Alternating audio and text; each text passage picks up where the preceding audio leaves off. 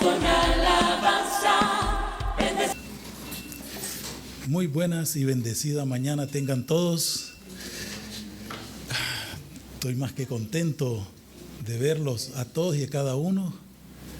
Gracias por acompañarnos. También a aquellos que están conectados a través de las redes. Desde aquí nosotros los bendecimos. Los bendecimos con paz. La paz del Señor que solo Él sabe darla. Gracias Señor por este tiempo. Los invito pues a que saquen sus Biblias, sus lápices y sus cuadernos, porque vamos a tener una pequeña enseñanza en el que vamos a hacer un recorrido por algunas partes de la Escritura que son muy conocidas por todos. Los invito a que abran su Biblia en el libro de Génesis, en el capítulo 8, en el verso 22. Génesis 8, capítulo 8, verso 22. Solamente vamos a leer ese verso. Es muy conocido por muchos. Para que tengamos una idea del contexto, acaba de pasar el diluvio, acaba de pasar los días de lluvia. Noé ya había construido el arca, ya la maldad de los hombres se había multiplicado y solo 8 personas sobrevivieron de toda la humanidad existente en ese entonces. Y el Señor dice en su palabra: mientras la tierra permanezca, no cesarán la sementera y la siega, el frío y el calor, el verano y el invierno, y el día y la noche. Amén. Esta es la versión Reina Valera. Le voy a leer la versión de Dios habla hoy, en la que dice: mientras el mundo exista, habrá siembra y cosecha, habrá calor y frío, habrá invierno y verano, y días con sus noches. Amén. Al leer esta palabra y ver la frase o la expresión siembra y cosecha, vino a mi corazón algo que hoy es lo que quiero compartirles de parte del Señor. El título de esta enseñanza es esa: siembra y cosecha. Puede ser que ahorita a la mente de algunos se le vengan diversas ideas sobre siembra y cosecha. Quiero que tengan o retengan en este momento lo que se les venga a su mente, ¿verdad? Sobre lo que es siembra y cosecha. No vengo a hablarles ahorita ni a pedirles nada de diezmos, ofrendas, primicias. No, para que no piensen que vamos a hablar de eso. Vamos a hablar de algo más grande, más grande. Los invito a que vayamos al libro de Mateo, al Evangelio de Mateo, Nuevo Testamento, capítulo 13, y el verso 1. Y aquí comienza la introducción a esta enseñanza. Mateo 13, capítulo 13, verso 1. Dice: aquel día salió Jesús de la casa y se sentó junto al mar. Aquí hay 2 elementos que a mí siempre me llamaron la atención. Uno de ellos es que dice que se sentó, y el otro es que salió de la casa. Así que vamos a ver rápido, como un examen oral rápido. ¿Dónde vivía Jesús? ¿Dónde estaba situada su casa? ¿Tienen idea de eso? Ok, eso nos llevó a ver esta introducción. Todos sabemos, todos, no creo que no haya uno aquí que no lo sepa. Si hay alguien que no lo sepa, bendito Dios, y vamos a enseñarle. Todos saben que Jesús nació en Belén, en Belén de Judá. Y de ahí se fue para Egipto. Y cuando regresó de Egipto, ¿qué pasó? ¿A dónde se fue? Así que hoy vamos a hacer un pequeño recorrido en el libro de Mateo, que es el que estamos usando de referencia, de base para la enseñanza de hoy. Vamos a verlo desde sus primeros capítulos hasta el capítulo 13, que es el que acabamos de leer. Aquel día Jesús salió de la casa y se sentó junto al mar. En el capítulo 2, en el verso 23, pueden solo ir anotando la cita, no lo tienen que buscar, pero sepan que estamos en el Evangelio de Mateo, así que no se pierdan de ahí. En el, Mateo 13 es la base de la enseñanza, o el inicio de la base de la enseñanza, pero vamos a hacer el recorrido por todo Mateo. Vamos a ir al principio, donde dice el capítulo 2, en el verso 23, y vino y habitó en la ciudad que se llama Nazaret, para que se cumpliese lo que fue dicho por los profetas, que había de ser llamado Nazareno. Es decir, viene Jesús, él regresa de Egipto, nació Jesús, ¿verdad? Regresa de Egipto y se va a Nazaret. Después en el capítulo 4, en el verso 13, dice que dejando Nazaret, vino y habitó en Cafarnaún o Capernaum, ciudad marítima en la región de Zabulón y Neftalí. Así que vamos viendo el recorrido. Jesús vino de Egipto, nace en Belén, va para Egipto, regresa a Nazaret. De ahí va hacia el lado del Jordán para ser bautizado, pero al regreso se va a Nazaret y de Nazaret se va a Cafarnaún.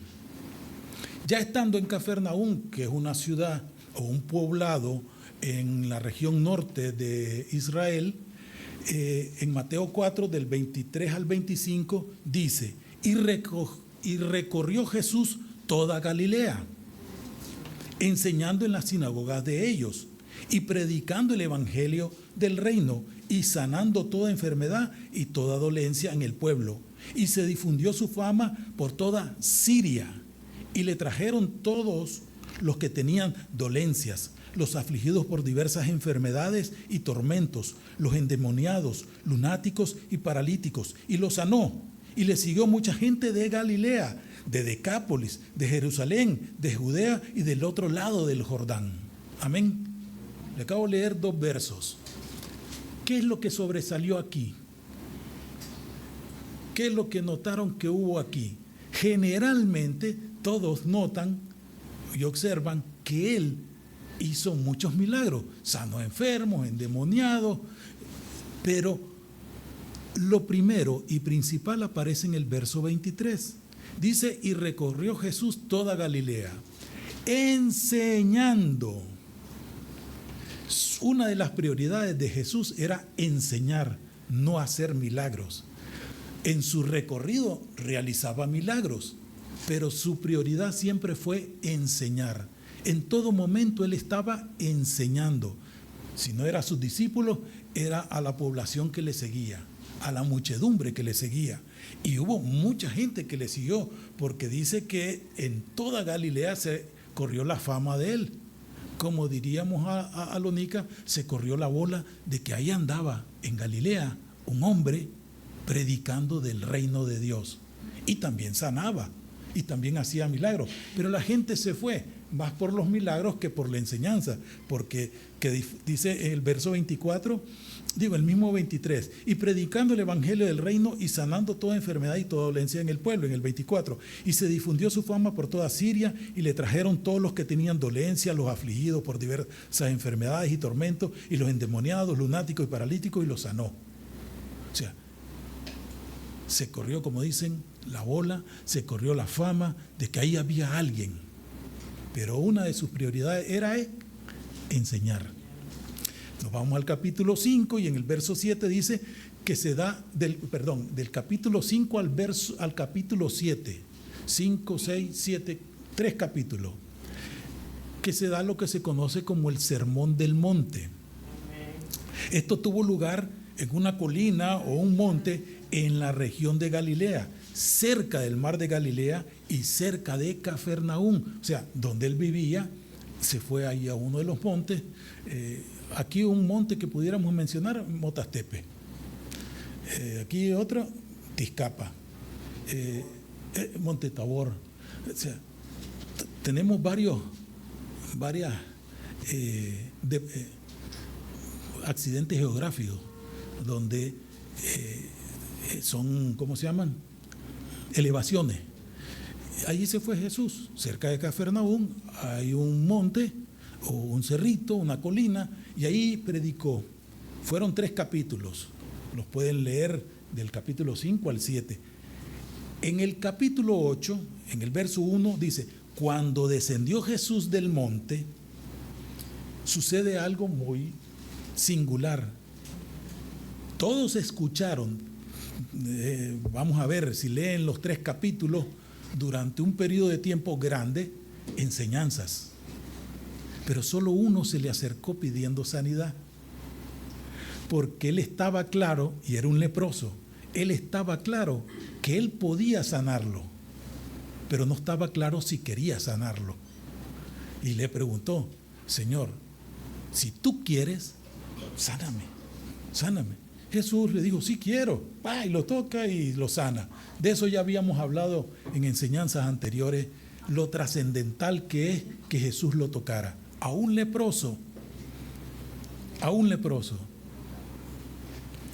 En el mismo capítulo 8, en el verso 5, también Jesús sana al siervo de un centurión. Este era un gentil, considerado pagano, y se acercó a Jesús. ¿Por qué? Porque ya la fama de Jesús se había extendido. ¿De qué? De que él enseñaba. Y su doctrina era algo nuevo para muchos. Y aparte de que enseñaba, también sanaba. Y este hombre estaba claro, el centurión. También dice, ahí mismo en el capítulo 8, el verso 5, entrando Jesús en Cafarnaúm, o sea, regresa nuevamente a su casa, fue cuando entró o ya apareció este centurión. En el verso 14, el capítulo 8, dice que vino Jesús a casa de Pedro y sana a la suegra de Pedro. Felicidades por Pedro. Si hemos leído el Evangelio de Mateo, vamos a encontrar en el capítulo 4 de ahí mismo de Mateo que Jesús llamó a 4 pescadores. Eso lo pueden ver en el capítulo 4 del 13 y el 18, los versos. ¿A quiénes fueron los 4 primeros que llamó? A los primeros que se le acercaron fue Juan y su hermano. ¿Quién era? Santiago. Y ellos se encargaron, Juan y Andrés. Y Andrés le presentó a Pedro. Y también ahí estaba Santiago. Los 4, los 2 hijos del Zebedeo y Pedro y su hermano.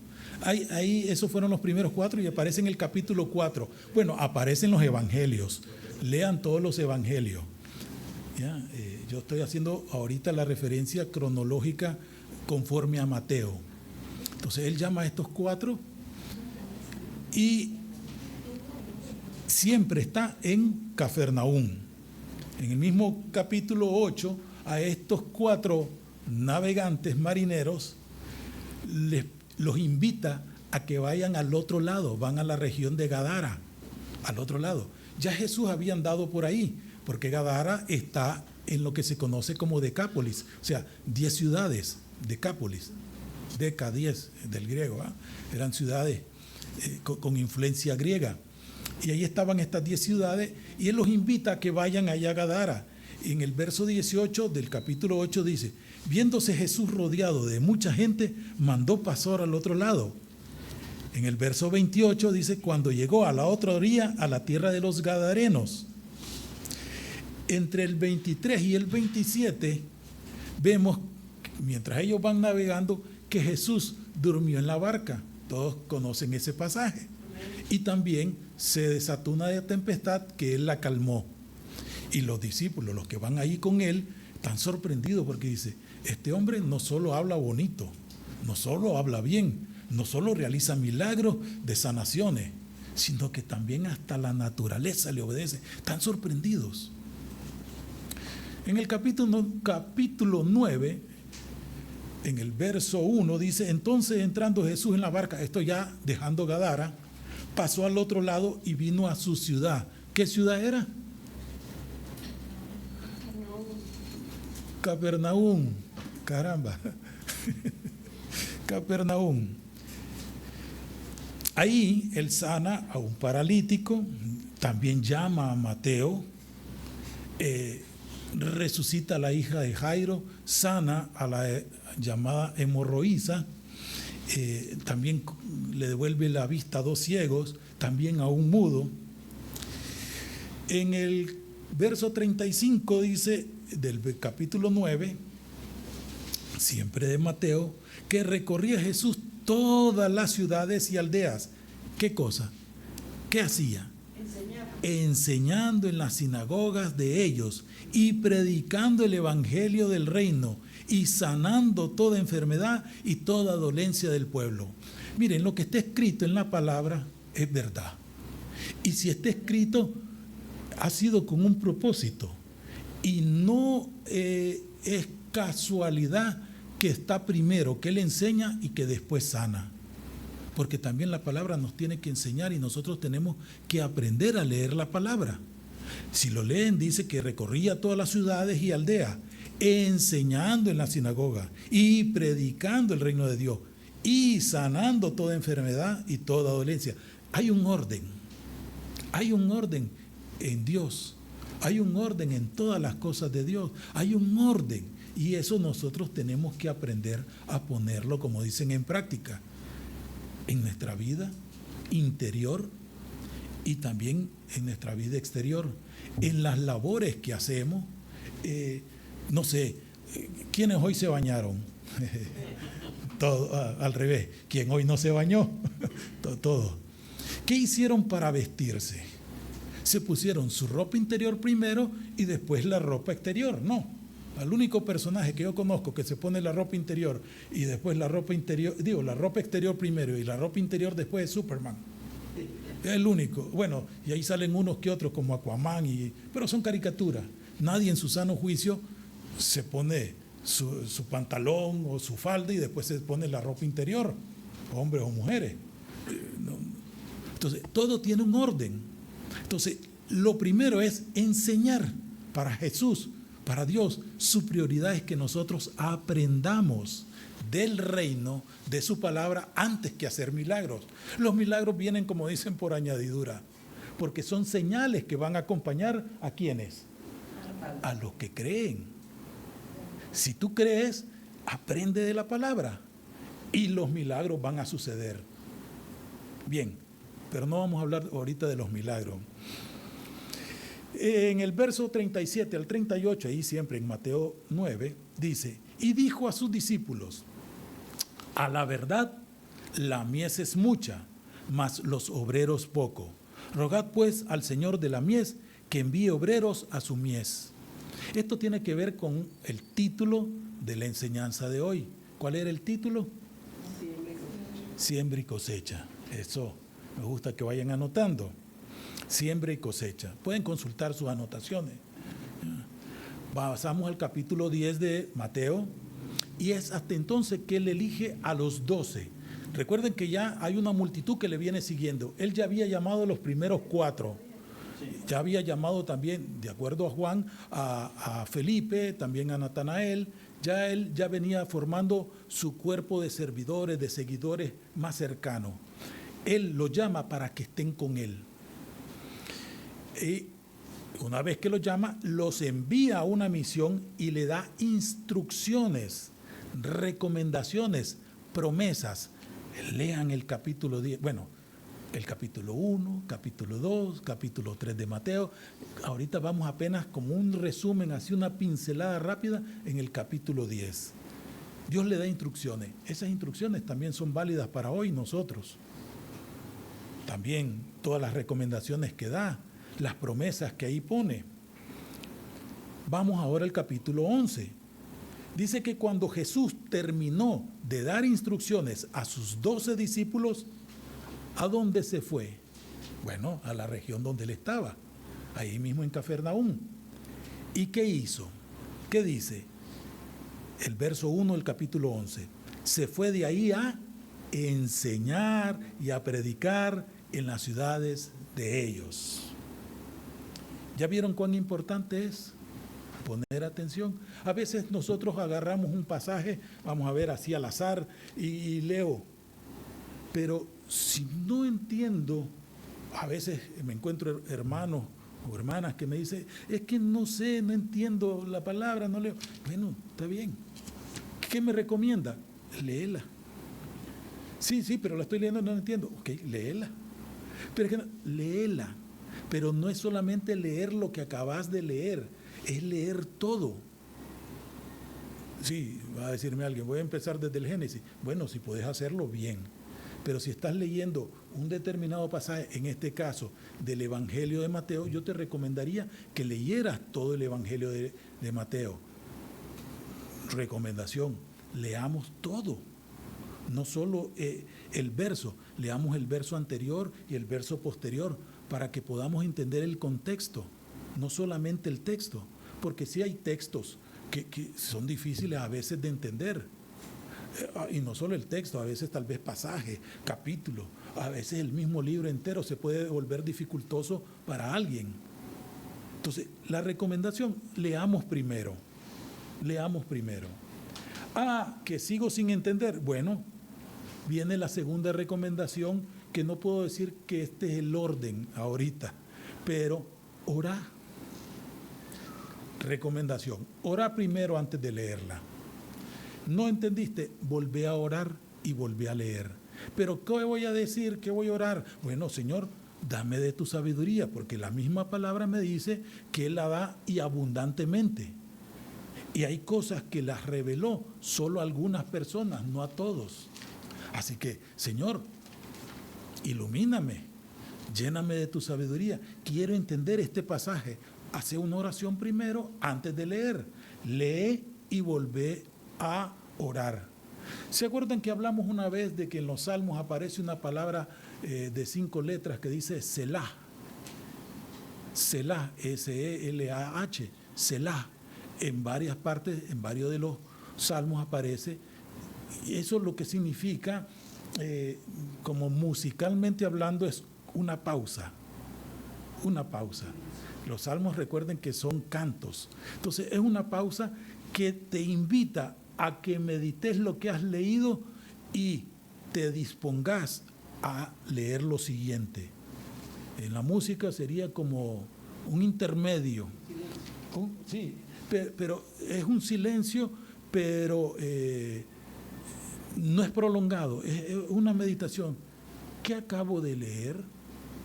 Nosotros hemos recomendado, hay una tarea que deberían hacer todos, no todos la han entregado, principalmente los servidores y colaboradores no la han entregado, en que cada mensaje de cada domingo, de cada sábado, de cada martes, hagan un resumen, haciéndose 3 preguntas. ¿Qué dice el texto? ¿Qué dice el texto? Esa es la primera. La segunda, ¿qué me dice a mí el texto que acabo de leer? Y tercera, ¿qué voy a hacer con lo que leí y a mí me dice? Vamos a poner por obra la palabra de Dios. Pero hasta la fecha, de los 120 servidores, colaboradores que hay aquí, solo una persona va al día. Ay, qué triste. Pero oye, ¿dónde me quedé? ¿En qué capítulo? A ver si van siguiéndome. Ya habíamos hablado del 11. No anotó el 11, porque cuando Jesús terminó de dar instrucciones a sus discípulos, en el verso 1 dice, ¿qué dice? ¿Qué hizo? Se fue allí a enseñar y a predicar en las ciudades de ellos. Correcto. En el capítulo 12,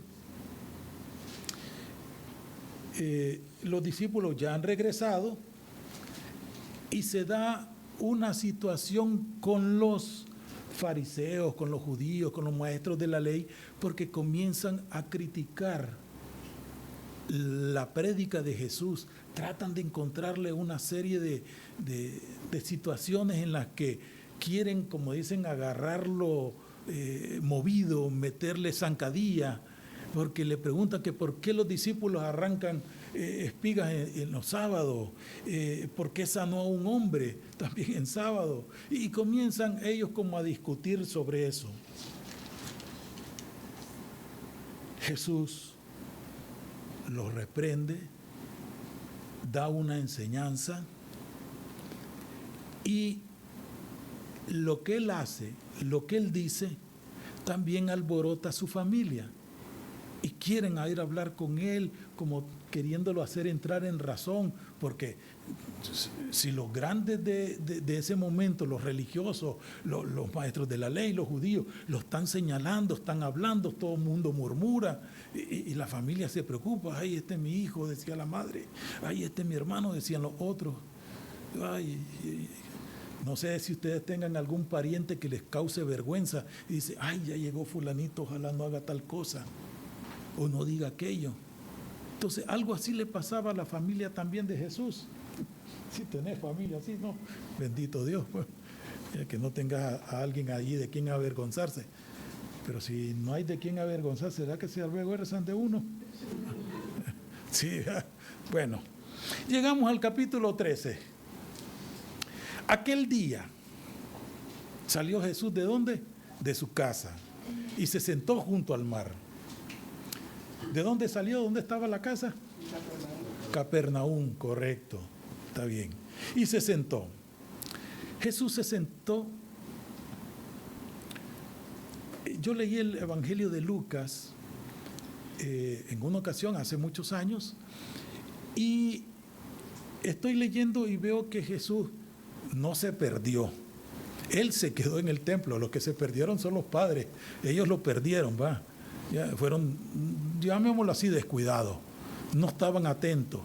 Y cuando se dan cuenta, regresan ahí y comienzan a buscarlos entre la caravana de amistades, amigos, conocidos y nada, y regresan a la ciudad y encuentran a Jesús en el templo, en medio de los maestros de la ley. Pero algo que me llamó la atención es que dice que Jesús estaba sentado en medio de los maestros de la ley. Y eso me hizo un clic, porque ya había leído Mateo, ya había leído Marcos, estaba comenzando a leer Lucas, y me encuentro que Jesús está sentado, y digo, ¿sentado? Y comienzo a revisar, siempre Jesús está sentado, siempre que enseña. Va caminando, se detiene, se sienta y enseña. Se monta en la barca, se sienta y enseña. Llega al templo, se sienta y enseña. O sea, donde está sentado. Eso me dio pie a estar investigando un poco, y él se sentaba a enseñar porque en la cultura judía, de ahí del siglo I, en esa época, sentarse era la postura oficial de los maestros y rabinos. ¿Ya? No era por casualidad que él se sentaba. Lean todos los evangelios, van a encontrar que él siempre está sentado antes de la resurrección.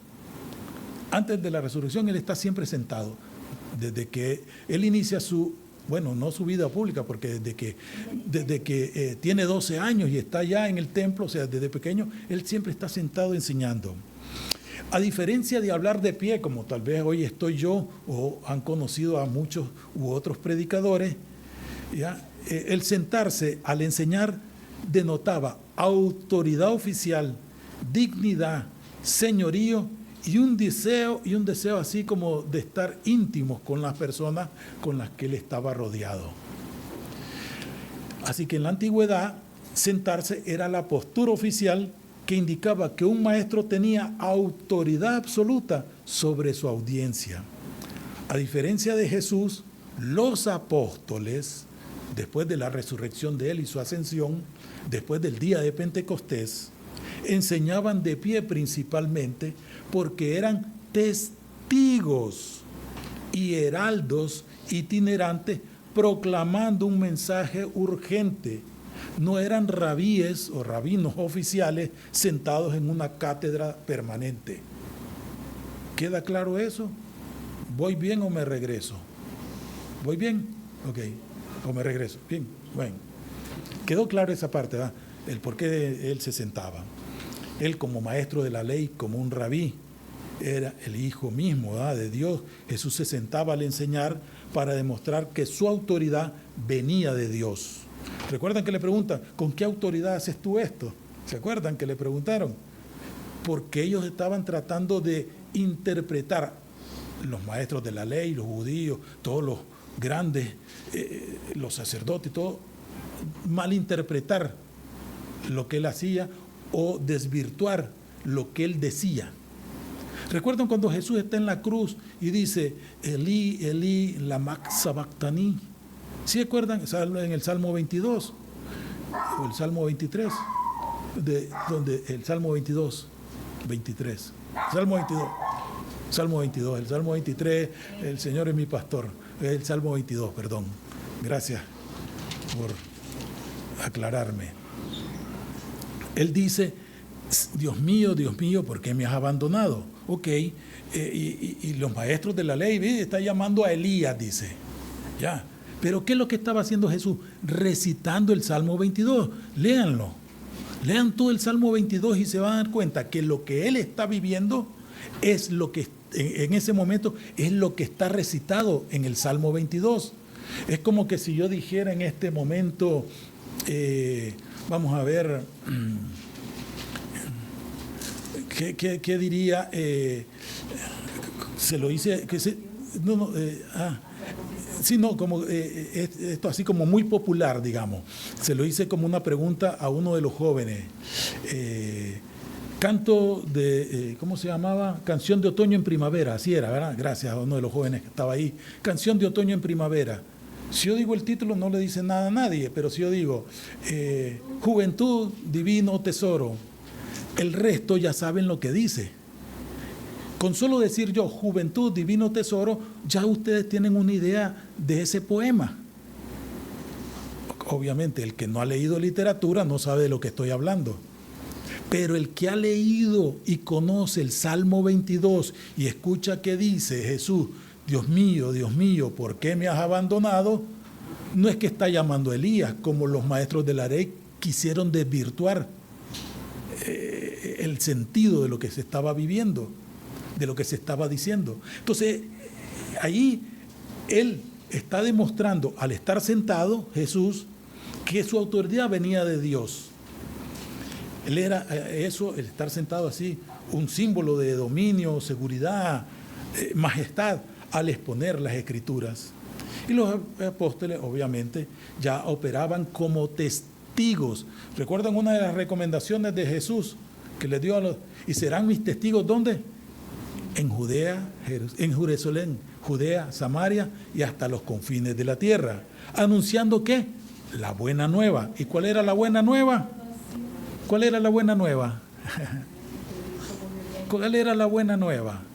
El reino de los cielos está en medio de... La tumba está vacía.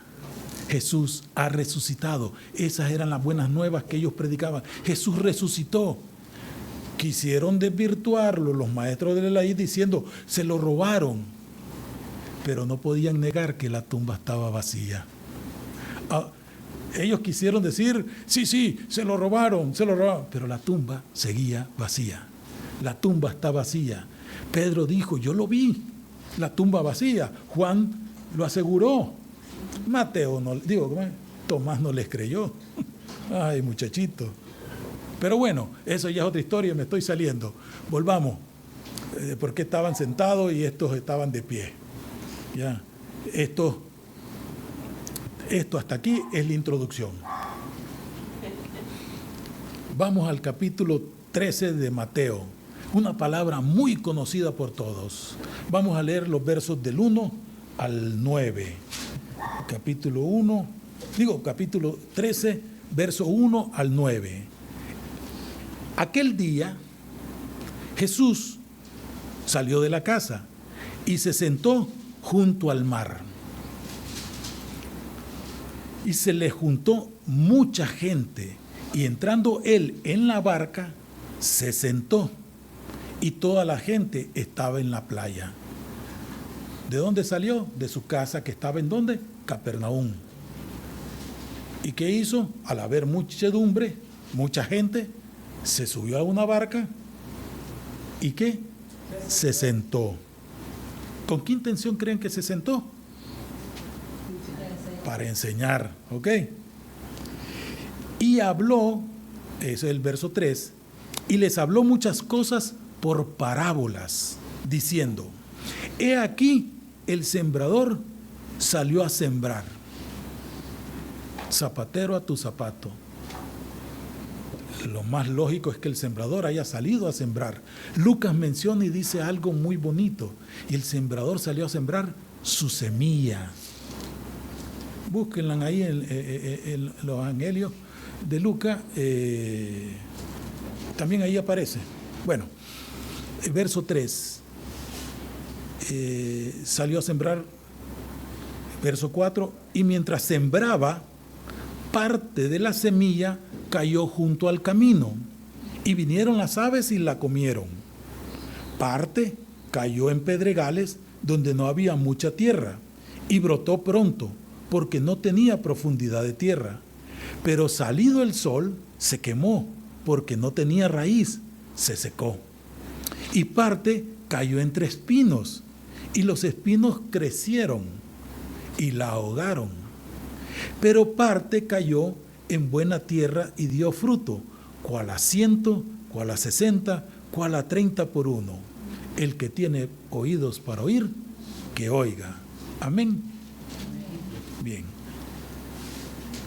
Ustedes tienen ahora su Biblia impresa, así que el que tenga ojos para leer, lea. Y hoy, el que ha escuchado esta palabra, que ya la hemos oído muchas veces, cualquier cantidad de predicadores lo ha mencionado. Todos conocen esta parábola, que tiene que ver con la siembra y la cosecha. La primera vez que leí este pasaje, esto fue en el siglo pasado, cuando yo era viejo, y era el viejo hombre, ¿va? Allá. Yo pensé que el sembrador era una persona bastante descuidada, porque mi familia tiene raíces campesinas y sí había oído hablar sobre las siembras, pero yo veía y decía, este hombre, el sembrador que salió a sembrar, va tirando la semilla así, por cualquier lado, porque unas cayeron a la orilla del camino.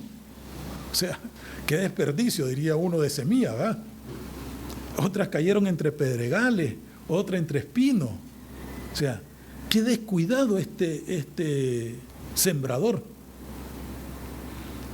Pero conforme pues fue pasando el tiempo, he llegado a conocer un poco más y aprender sobre los diversos tipos, estilos, métodos de siembra. Hay un siembra que la mayoría conocemos, que es la del arado, ya sea por tractor, o sea, por máquina o por animales. Un par de bueyes o un buey, dependiendo de la economía que tiene el sembrador. Hace un surco, pero después el que va a sembrar, primero pues prepara la tierra con animales y después va, echa unos granitos y con el pie tapa. Y cada paso le va dando un espacio, ¿verdad? Y cada paso es el espacio que da entre semillas y le va echando tierra con el pie y va caminando y va echando. ¿Sí lo han visto eso, verdad? Sí conoce. Es como por lo menos en nuestra región, como el más conocido o el más popular. Hay otro que se conoce como el despeque, que es una vara que tiene una punta, como casi lo de los chuzos de los bueyes, pero va haciendo el hoyo, porque en esos terrenos no permite entrar el arado. Ya sea porque o son muy inclinados o tal vez están muy pedregosos o no es accesible para hacer arado con animales o máquinas. Entonces lo hacen a mano, van haciendo el hoyo y van sembrando, van haciendo el hoyo, van sembrando. Uy. Sí, va quedando claro ese. Pero hay otra técnica, otro método, otra manera de sembrar que se llama el de voleo. Voleo, si no me equivoco, que es con V. O así lo conocí yo, pues con V. El de voleo, en que agarran la semilla y la esparcen. La van tirando sobre el terreno. Porque hay un tipo de semilla o hay tipo de terreno que permite que no importa dónde caiga, ella va a en su momento germinar. Entonces, al hacer esto del voleo, unas semillas pueden caer a la orilla del camino, que fue lo que hizo este hombre. Y en esa región, este tipo de siembra era conocida. Así que los que están oyendo entienden. Si yo no les he dado esta explicación, muchos no hubiéramos entendido. Como yo, cuando leí por primera vez, va tirando hacia lo loco. ¿Qué sembrador más descuidado? No, él sabía que una parte de las semillas iban a caer en un lado y otras en otro.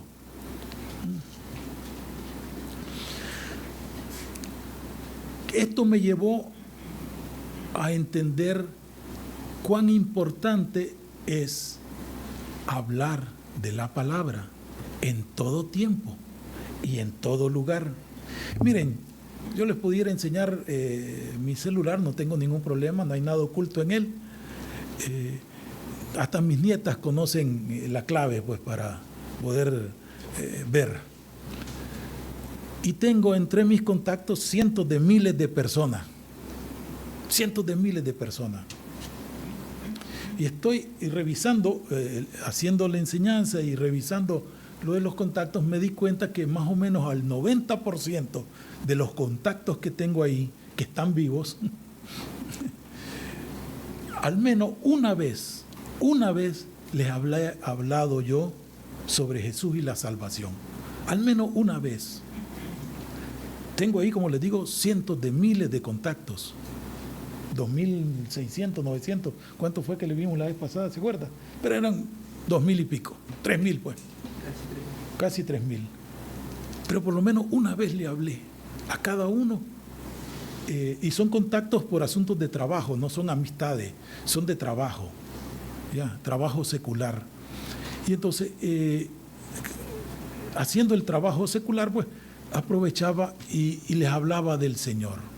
Y decía, ¿cuántos de ustedes, cuántos de nosotros, al voleo, predicamos la palabra? Si Jesús lo que nos manda es enseñar, porque Él dice, lo que yo hice ustedes lo harán, y aún cosas mayores. Si lo que Él hizo fue enseñar y predicar, eso es lo que nos manda a hacer, que prediquemos, que enseñemos. La famosa llamada Gran Comisión es hacer discípulos. Hoy pudiera decir, bien lleno de alegría, de gozo, bien contento el corazón de ver cómo todos nosotros hemos venido creciendo en el discipulado del Señor. Hoy, aquí todos conocemos de la palabra. No hay uno que pueda decir, es que yo nunca he leído. Y tampoco puede decir, yo nunca he orado porque oportunidades y puertas están abiertas. No hay actividad que nosotros hagamos que no haya oración. No hay actividad que nosotros hagamos donde no esté la palabra, donde no se enseñe la palabra. Oración y palabra. ¿Qué decía Hechos 6:4? Nos dedicaremos a la oración y la palabra. Y es lo que hemos tratado de hacer vida aquí nosotros como iglesia. Y eso tratamos de enseñarle también a nuestros hijos, a nuestros amigos. Yo escucho ahí comentarios, mire, compartí el mensaje con tal o cual persona. Bendito Dios, si esa es nuestra tarea. Esa es la tarea que todos debemos hacer. Pero algunos no vienen, no asisten, no se congregan y ni escuchan ni ven los mensajes que nosotros estamos compartiendo. Y no porque seamos la última Coca-Cola en el desierto, no. Hay mejores oradores que yo, pero la palabra que enseñamos procuramos que sea sana, que sea buena, que sea... Volviendo, a la semilla, sabemos que la semilla que se siembra, no importa si es a la orilla del camino, no importa si es en pedregales, no importa si es entre espinos, no importa si es en tierra buena, la semilla tiene calidad. La semilla como tal tiene calidad. La semilla que sembramos es esta. Aquí hay calidad. escuchaba y decía, no hay manual para ser buen papá. ¿Cómo no? Porque yo decía, si yo leyera la palabra y las recomendaciones que ahí me da, no solo sería buen papá, sería buen esposo. ¿Cómo debes tratar a tu esposa? Como vaso frágil, dice. ¿Cómo debes de enseñarle a tus hijos? En todo tiempo. Hijos, ¿cómo tienen que ser con su papá? Ahí lo enseña. Pero, ¿qué somos? Rebeldes. A veces nos portamos necios. No leemos la palabra. Y nos excusamos con que yo no lo sabía, a mí no me enseñaron a ser papá, a mí no me enseñaron a ser hijo. ¡Claro que sí!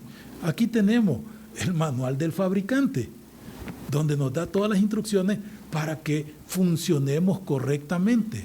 Porque la semilla, que es la palabra, tiene calidad.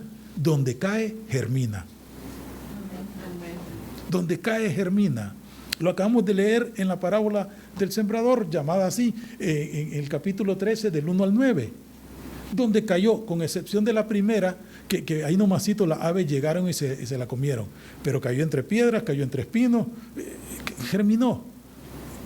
Tuvieron ahí sus contratiempos cada una, pero a quienes nosotros le hemos compartido.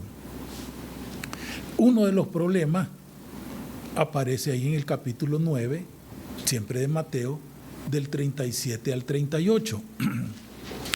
Entonces dijo a sus discípulos, no se lo dijo a cualquiera, se lo dijo a sus discípulos, se lo dijo a los que hoy están aquí sentados y hoy nos escuchan a través del internet.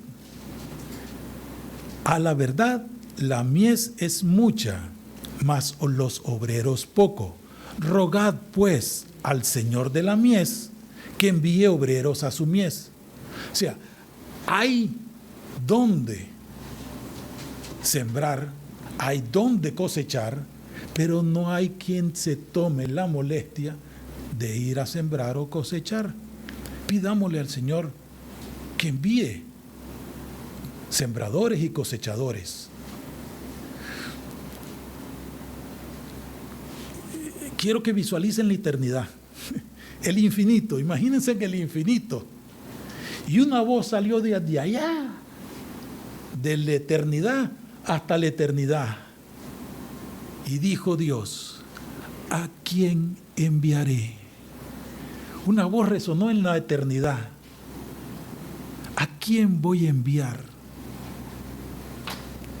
¿Quién cree que contestó? No estoy hablando del personaje de la Biblia. El que le contestó fue el que le escuchó. Ese le contestó, heme aquí, envíame a mí. El que tenga oídos para oír, que oiga, ¿a quién enviaré? Gálatas 6. Gálatas capítulo 6, Nuevo Testamento, una de las cartas paulinas. Gálatas capítulo 6, versos 7 al 10. No os engañéis, Dios no puede ser burlado, pues todo lo que el hombre sembrare, eso también segará. Siembra y cosecha. Porque el que siembra para su carne, de la carne segará corrupción. Mas el que siembra para el Espíritu, del Espíritu segará vida eterna. No nos cansemos, pues, de hacer bien, porque a su tiempo segaremos si no desmayamos. Así que, según tengamos oportunidad, hagamos bien a todos, y mayormente a los de la familia de la fe. Amén. No, con ese amén no le van a hacer bien a nadie.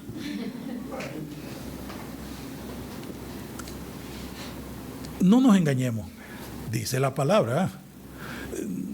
En la traducción de Waldemar habla hoy, dice, no me deja atol con el dedo.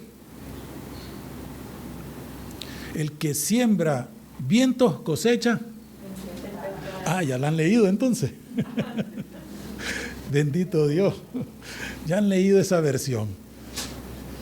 Así que no tratemos de darle atol con el dedo a Dios. Una expresión muy nica para los que no son nicaragüenses. Ya, como tratar de engañar a alguien creyéndolo que es un bebé o un tonto. Si nosotros sembramos, dice, algo de eso nosotros vamos a cosechar. Ahora, el problema no es la semilla, el problema es el tipo de tierra o dónde estamos sembrando. Porque si sembramos para la carne, cosecharemos para ella, dice, y es corrupción, es muerte. Pero si sembramos para el Espíritu, cosecharemos vida eterna. Así que hay que saber cómo sembrar, dónde sembrar. La semilla no nos tenemos que preocupar por ella porque ella ya lleva en sí calidad. Sí, hay diversidad de diversos tipos de semilla. Hay una semilla que todos conocen llamada frijol. Sí, conocen todos el frijol, ¿verdad? Pues hay unos frijoles que son más chiquitos, otros más gorditos. Todos ellos tienen un periodo de cosecha. Pero hay un tipo de frijol, le voy a llamar cuarentón, pero no por los 40 años, sino cuarenteño, porque a los 40 días ya está germinando. Es un tipo de frijol que permite una cosecha rápida, no de meses, sino de días. Así que hay un tipo de semilla que tiene una germinación inmediata y hay otras que tienen germinación de días, de meses, de años. ¿Hace cuánto tiempo estás orando por tu marido para que haya un cambio en la vida de él? O por tu papá, o por tu esposa. ¿Cuánto tiempo llevas? Entonces habría que ver qué tipo de semilla sembraste. Ahora, ¿qué tipo de cosechador sos? ¿Qué tipo de sembrador eres? ¿Qué tipo de tierra es? Todos estos elementos tenemos que tomarlos en cuenta, porque hay muchos que hoy sembramos y queremos cosechar ayer, no cosechar mañana. Queríamos cosechar ayer porque hoy sembré, ayer debería estar la cosecha. Esto no funciona así. ¿Qué tan cerca estás del Señor de la eternidad? El Señor que inventó el tiempo. ¿Qué tan cerca estás como para poder consultarle y decirle, hoy es, o es mañana, o fue ayer?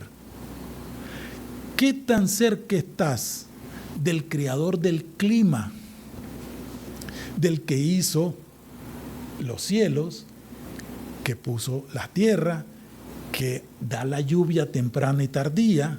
¿Qué tan cerca estamos de ese creador para que nosotros podamos consultarle? ¿Es buen tiempo para sembrar o es buen tiempo para cegar?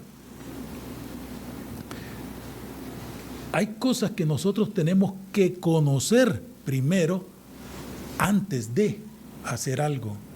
La mayoría de las instrucciones dice, de los aparatos eléctricos en el manual del fabricante dice, antes de conectarlo, lea, siga las instrucciones.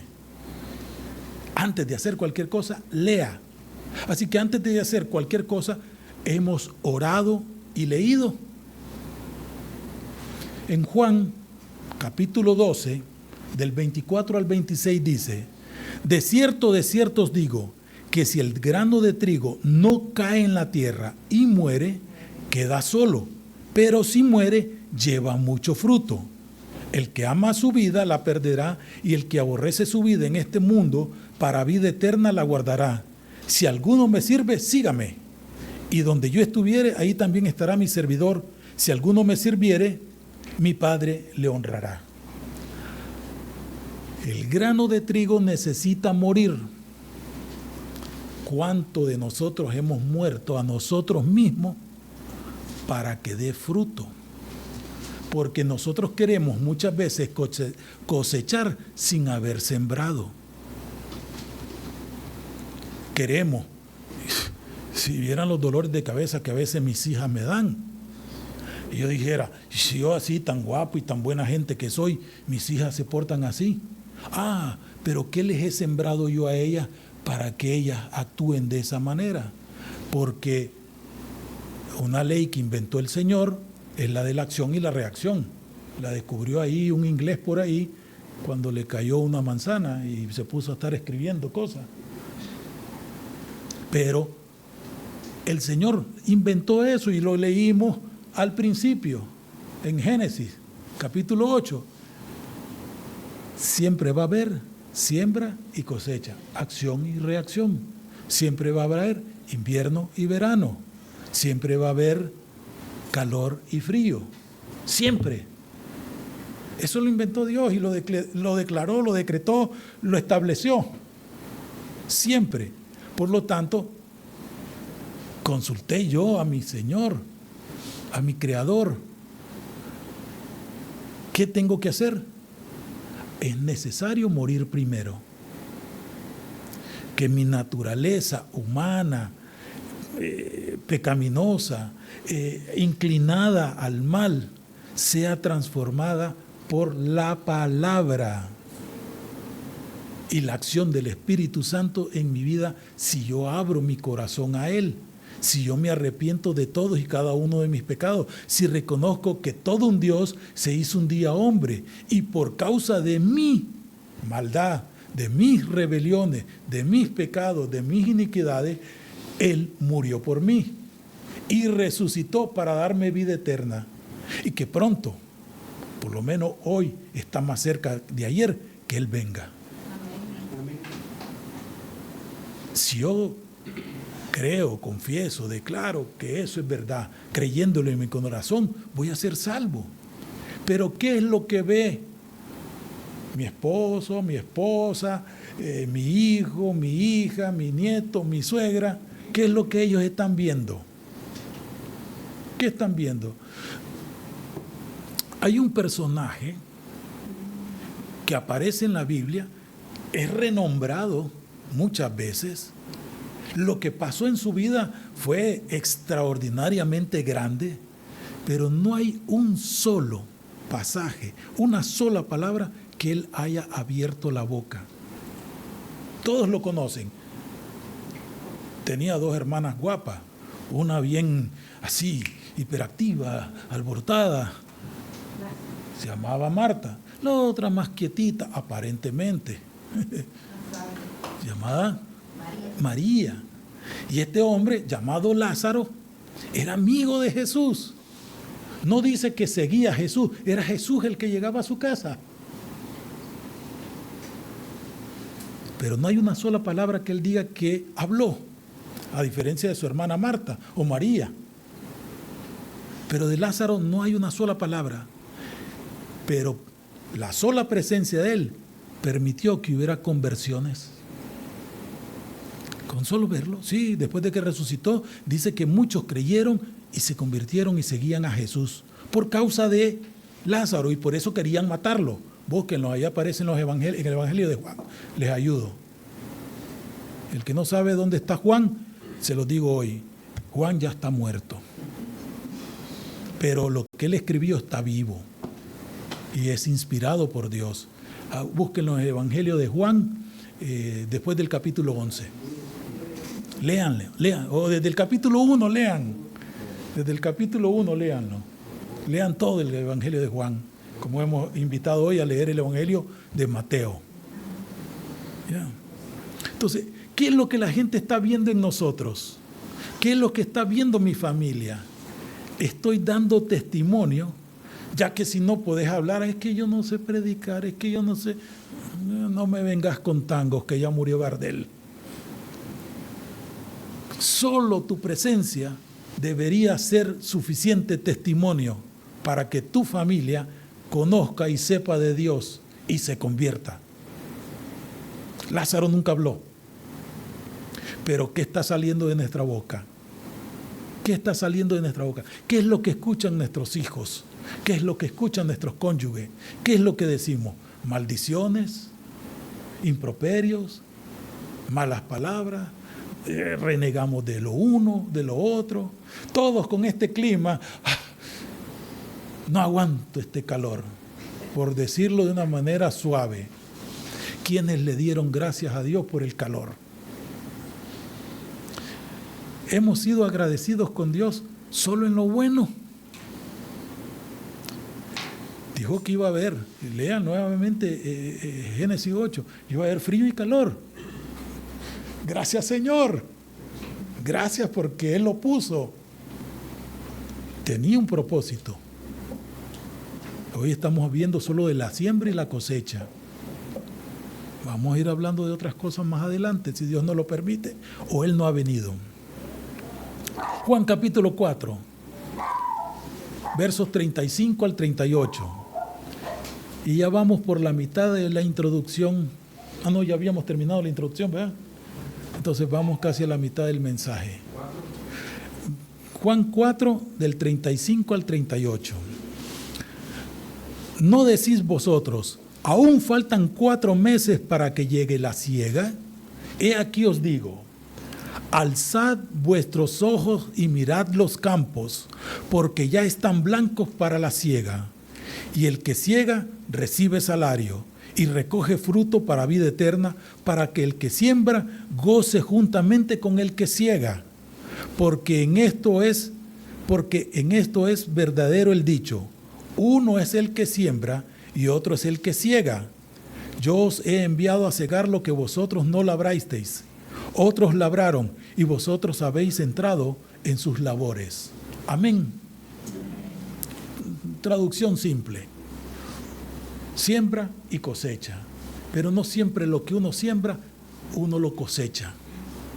Lo que uno siembra, eso cosecha. Pero muchas veces lo que uno siembra, no siempre cosecha. Yo pude haber estudiado. Yo pude haber hecho un esfuerzo y trabajé y viví como asalariado. Pero ahora mis hijos son empresarios. Siembra, cosecha, lo cosechan mis hijos. Eso así en lo material. ¿Correcto? Vamos a la parte que nos corresponde de la prédica del Evangelio. Yo pude haberles enseñado a mis hijos el camino, pero ellos son los que lo van a recorrer y tener galardones. Yo sembré, ellos están cosechando las bondades de Dios. Todos conocen dónde vivo, cómo vivo, pero también conocen a mis hijas. Voy a hablar un poquito de ellas. Voy, como dirían a lo muy nica, a fachentear. Ya, voy a fachentear. Sí, todos conocen dónde vivo, pero ellas viven mejores que yo.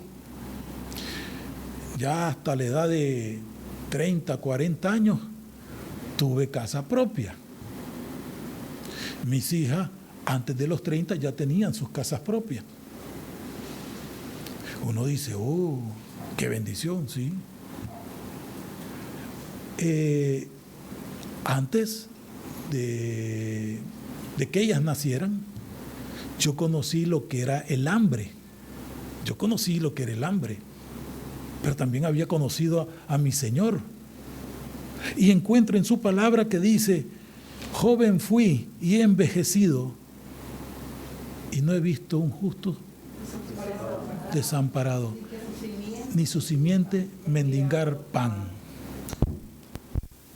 Hoy mis nietos, ni uno de ellos sabe lo que es pasar hambre, y saben comer bien, porque todos también han probado la cuchara de la cocina de la hermana Julia.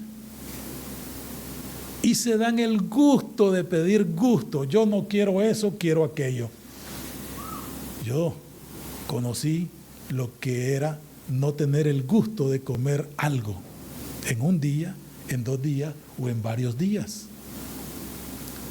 2.50 me cargaba en la bolsa para el pasaje de un día. Eso es lo que tenía, 2.50. Pero prefería irme a pie para ahorrarme los 2.50 y regresar a pie de mi casa al trabajo, del trabajo a mi casa. Y con los 2.50, recuerdo que en una ocasión compré un banano a $1. Y ese fue mi desayuno, mi almuerzo y mi cena. Y me quedó 1.50 para el día siguiente. Y cuando se me acabó el otro peso, con 50 centavos no podía comprar medio banano. Así que a pasarla con agua. Gloria a Dios y bendito su nombre porque tenía agua para tomar. Sé lo que es tener frío y sé lo que es tener calor. Y en ambos tiempos darle gracias. Hoy mis hijos comen bien, hasta muy gorditos, unos hasta pasados de peso. Pero bien, yo no vengo a hablar de mi familia, vengo a hablar de Dios. Vengo a hablarles de Jesús, vengo a hablarles de la palabra, vengo a hablarles de la siembra y la cosecha. Lo que uno siembra, uno cosecha, pero no siempre lo que uno siembra lo termina cosechando. Pero si mantenemos la fe y la esperanza en nuestro Dios, vamos a ver como Moisés, que vio de largo la tierra prometida. Así que no te canses de orar por tus hijos, no te canses de orar por tu cónyuge, pero hay una parte que tenés que hacer aparte de orar, es dar testimonio. Que tu sola presencia ellos puedan ver y decir, realmente este es cristiana, este es cristiano. No que digan en su interior, ¿de qué te sirve ir a la iglesia? ¿De qué te sirve orar? ¿De qué te sirve leer la palabra? Esta expresión lo habrán escuchado ustedes. ¿Y esa que es cristiano? ¿Y esa que es cristiano? Míralo, cómo se comporta, mira cómo hace, mira cómo dice, mira cómo se viste, mira cómo se peina. Van a criticarlos. Pero bueno, unos son los que siembran, otros son los que cosechan. Miremos en 1 Corintios, primer carta a los Corintios, capítulo 3, versos del 5 al 8. ¿Qué dice hoy? Del 5 al 8. ¿Qué, pues, es Pablo y qué es Apolos? Servidores por medio de los cuales habéis creído, y según lo que cada uno concedió el Señor. Yo planté, Apolos regó, pero el crecimiento lo ha dado Dios. Así que ni el que planta es algo, ni el que riega, sino Dios que da el crecimiento.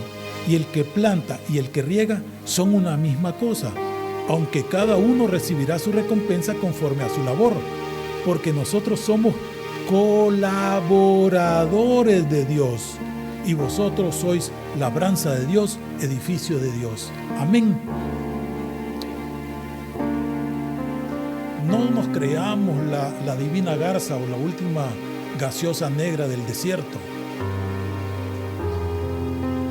Todo lo hace Dios. Él es. Pero si yo no siembro, si yo no riego, Dios no lo va a hacer.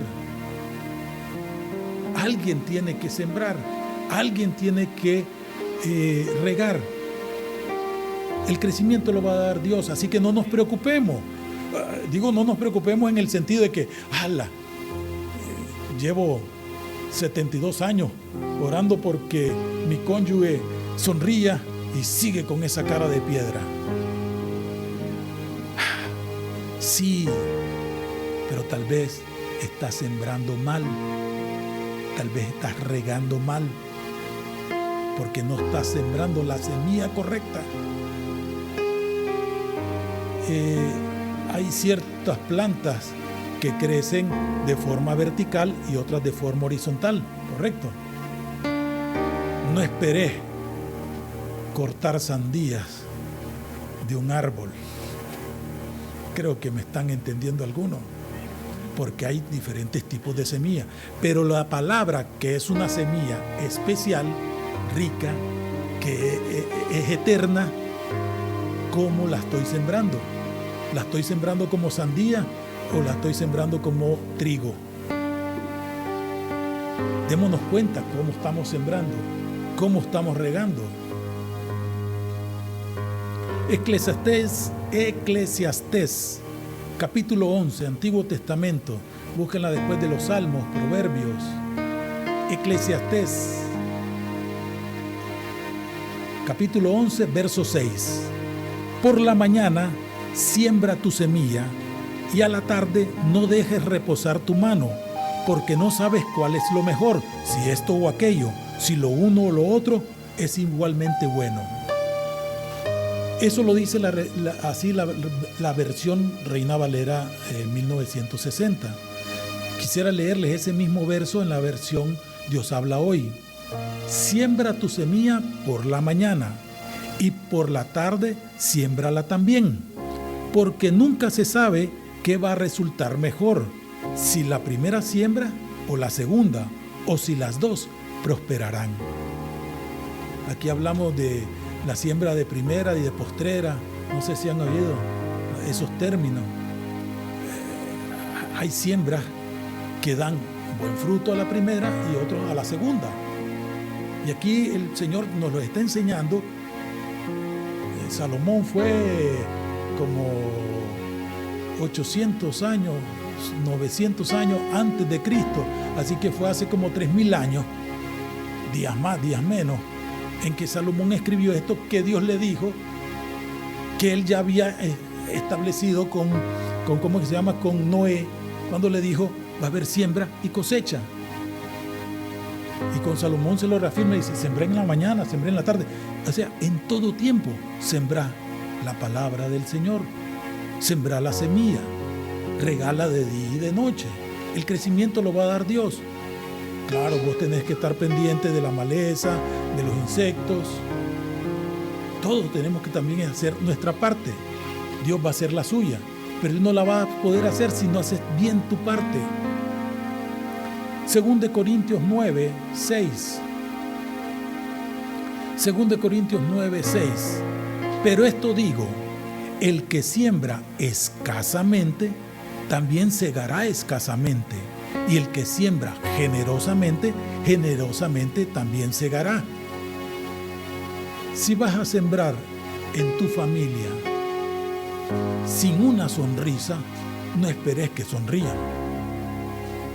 Si vas a sembrar con aspereza, no esperes que te traten con delicadeza.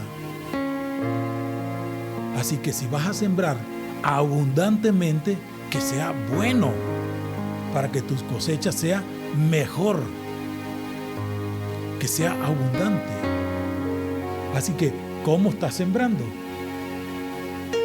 ¿Quieres cosechar? Sembra. Pero búscate un buen socio para la siembra. Asociate con Dios. Orá primero a Él. Antes de hablarle a tu familia, a tus amigos, a cualquier persona de Dios, háblale a Dios de ellos. Señor, te pido por mi hijo. Mira, está flaco mi hijo. Llénalo, sobre todo, de tu sabiduría.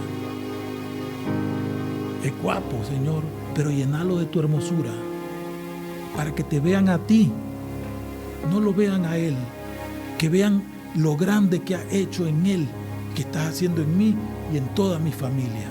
Algo así debería ser nuestra oración, pero no, Señor, yo te pido por este chavalo que es un desordenado, que es un malcriado, que es mal estudiante. No. Vamos ante Dios con una lista de, ¿cómo que se llama? Del supermercado. Quiero esto, quiero lo otro, quiero aquello. Pero, ¿qué le estás dando al Señor? No le das ni tiempo para alabarlo, ni para bendecirlo, ni para darle gracias porque hoy hizo calor, o porque hoy hizo frío, o porque hoy no hay alimento delante de mi mesa, o si hay alimento. Démosle gracias al Señor, porque me diste este marido, o esta esposa, o estos hijos, así como están. Gracias, Señor. ¿Pudieran estar mejor? Sí, pero solo por tu gracia pueden estar mejor, no porque yo quiero. Tenés ese marido, tenés esa esposa, porque es lo que te mereces, porque así lo has tratado. Eso es lo que has sembrado. No te quejes. Sembraste eso, ahora cosechás. Pero si tu cónyuge, tus hijos son un dechado de hermosura, es porque has sembrado buena semilla y has estado atento en su riego, en su crecimiento, porque el crecimiento que lo da Dios, pero tú has estado atento a que nada de plaga contamine la planta. Ante esos inviernos copiosos, has cubierto o guardado la planta. Haz cuidado. Salmo 126, del 5 al 6.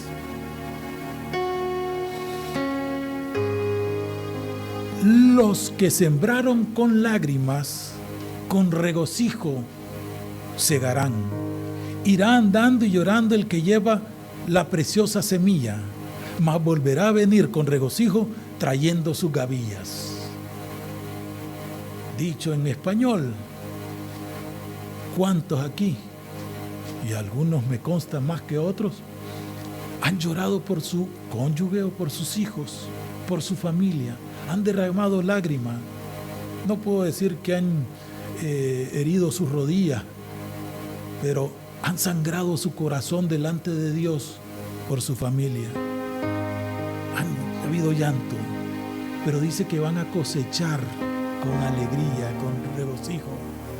¿Cuántos aquí tuvieron tal vez algún hijo que en clase fue duro para que aprendiera las tablas, no hacía las tareas, pero cuando llegó a su promoción de 6º grado o de bachillerato, qué bonito se sintieron las mamás, pero pasaron 5 o 4 años llorándole para que hiciera bien las cosas? Pero ahora que ya se está recibiendo, graduando, pasando, promocionándose, se sienten así alegres. Y dice que van a ir andando, llorando, llevando la preciosa semilla, llevando la palabra del Señor, que les va a costar sangre, sudor y lágrimas a algunos, llevarlos a su familia. Pero van a volver, dice, con esa gavilla, con gozo, con regocijo, con alegría, porque va a haber una buena cosecha. Ya para ir cerrando casi. En 1 Corintios 15:58. Así que, hermanos míos, amados, estad firmes y constantes. Repito, así que, hermanos míos, 1 Corintios 15:58. Estad firmes y constantes, creciendo en la obra del Señor siempre. Como les decía, las palabras no fueron puestas así por pura casualidad o porque sonaron bonito, porque se le ocurrió al escritor. Fueron inspiradas por el Espíritu Santo para decirte hoy que te mantengas firme y constante siempre, sabiendo que vuestro trabajo en el Señor no es en vano. Y en el libro de Oseas, capítulo 10, verso 12, en la versión Reina Valera, dice así: sembrad para vosotros en justicia, segad para vosotros en misericordia, haced para vosotros berbecho, porque es el tiempo de buscar a Jehová hasta que venga y os enseñe justicia. Oseas 10:12. Y ya para cerrar, se los quiero leer en la versión de Dios habla hoy, que dice: les dije, siembren ustedes justicia y recojan cosecha de amor.